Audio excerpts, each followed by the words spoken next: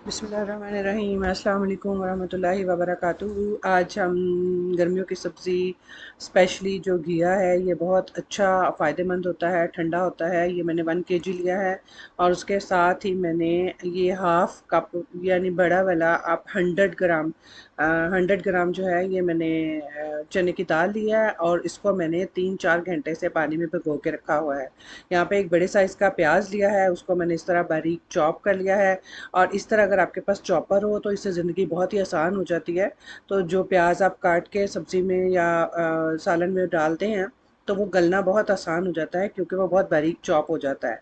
तो आप इस तरह चॉपर में उसको चॉप कर लें और वो इसमें डाल के रखा है। इसमें चंद मसाले डालेंगे, 2 टमाटर हैं, 4 हरी मिर्चें हैं, थोड़ा सा हरा धनिया है और 2 टेबलस्पून अदरक और लहसुन का पेस्ट है। ये हम सारी चीज़ें इसमें इस्तेमाल करेंगे। शुरू करते हैं। यहाँ पे मैंने चने की दाल देगची में डाल के अलहदा इसको बॉईल होने के लिए रख दिया है। ये अभी ये बॉईल हो जाएगी तो फिर हम इसको इसमें शामिल करेंगे, क्योंकि अगर आपने इसको ना भिगोया हो तो फिर आपको इसको कुकर में गलाना पड़ेगा। तो यहाँ पे एक प्याज था, उसके अंदर मैंने हाफ कप जो है वो उसका ऑयल का डाला है और उसको इस तरह पकने के लिए ब्राउन होने के लिए रख दिया है। यहाँ पे दाल बॉईल होना शुरू हो गई, इसके ऊपर जो भी झाग आएगी वो आपने उतार देनी है। तो उससे ये होता है कि आपका पेट जो है वो ज़्यादा डिस्टर्ब नहीं होता, वरना चने की दाल से पेट बहुत डिस्टर्ब होता है, गैस बनती है। तो यहाँ पे प्याज को देखिए आपने ब्राउन नहीं करना है, इसको लाइट सा सौते सा करना है। जब इसका कलर चेंज हो जाए, हल्का सा ब्राउन की तरफ जाए, तो आपने इसमें अदरक लहसुन का पेस्ट और टमाटर दोनों चीज़ें डाल देनी है। डाल कर आपने इसको भूनना है 2-3 मिनट तक। आप इसको भूनेंगे ताकि आपका जो सॉफ्ट हो जाए, आपके जो टमाटर आपने इसमें डाले हैं वो अच्छी तरह से सॉफ्ट हो जाए। और उसके बाद फिर आपने इसमें मसाले डालने हैं। यहाँ पे 1 टीस्पून मैं इसमें सॉल्ट डाल रही हूँ, हाफ़ टी स्पून मेरे पास हल्दी पाउडर है, हाफ़ टी स्पून ही मैं रेड चिली डाल रही हूँ। अगर आपको मिर्चें ज़्यादा पसंद है तो आप इसको 1 टीस्पून तक भी ले जा सकते हैं।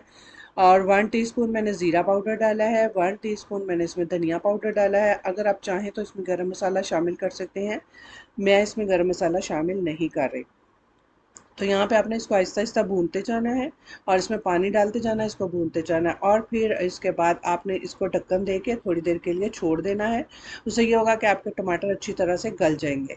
तो यहाँ पे दाल को चेक करते हैं। दाल देखिए बहुत अच्छी तरह से गल चुकी है और ये देखिए मैंने इसको ढक दिया था। ढकने के बाद आप देखिए ये इसमें भी जो टमाटर थे वो आपके गल गए हैं। और उसके बाद आपने इस तरह से इसको थोड़ा सा और भूनना है। भूनने के बाद फिर हम इसमें सब्ज़ी शामिल करेंगे। सब्ज़ी को आपने इस तरह बारीक काट के मैंने रखा हुआ था। आप अपनी मर्ज़ी के हिसाब से उसको घिया को काट सकते हैं। आपने ज़्यादा बारीक करनी है तो आप ज़्यादा, अगर आप घुली हुई पसंद करते हैं तो ज़्यादा बारीक काट लें। मैं वो हमारे घर में ज़्यादा घुली हुई पसंद नहीं की जाती। हमारे घर में जैसे थोड़े थोड़े उसे जो पीस हैं जो हैं वो नज़र आने चाहिए, इस तरह मैं काट के रखी है। तो ये मैंने आप इसमें डाल दिया है। डालने के बाद आप इसको मसाले के साथ थोड़ी देर भूनेंगे 2-3 मिनट तक। उसके बाद फिर हम इसमें चने की दाल जो हमने बॉईल किया है वो हम इसमें शामिल कर देंगे। तो यहाँ पे आपने इसको थोड़ा सा भूनना है।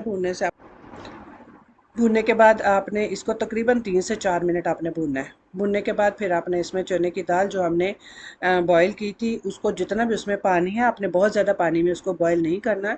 तो जितना उसमें पानी है यानी तकरीबन तकरीबन 1 कप उसमें पानी होना चाहिए। तो ये पानी के साथ ही हमने इसमें शामिल कर देनी है।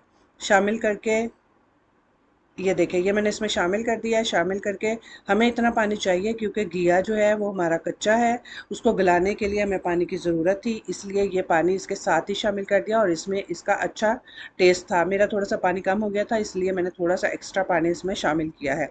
तकरीबन 1 कप पानी जो है वो इसमें होना चाहिए। अब इसके बाद आपने इसको थोड़ा सा मिक्स करना है और उसके बाद फिर आपने इसको ढक के पकाना है। अब देखें जी, मैंने इसको तकरीबन मैंने 15 मिनट बाद इसका ढक्कन उठाया है तो यहाँ पे देखें पानी भी इसका काफ़ी कम हो गया और घिया भी आपको नज़र आ रहे हैं कि काफ़ी हद तक जो है ये गल चुके हैं।